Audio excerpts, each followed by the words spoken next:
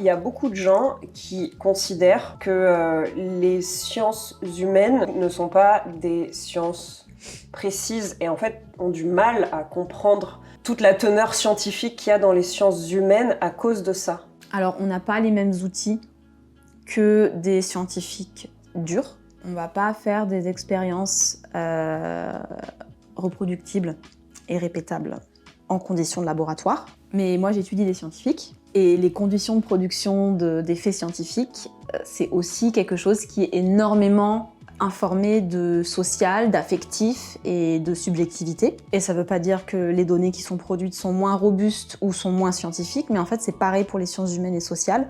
On a des méthodes de réflexion, on a des communautés de recherche qui vont valider ou invalider nos résultats de recherche. On mène des réflexions en général au sein d'une équipe à plusieurs. On élabore des résultats ensemble.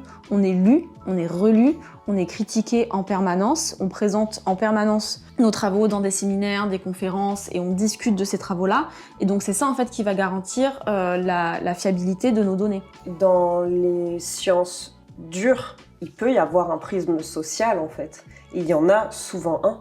Oui, par exemple, la biologie, pendant très longtemps, la biologie a été informée par des idées très évolutionnistes.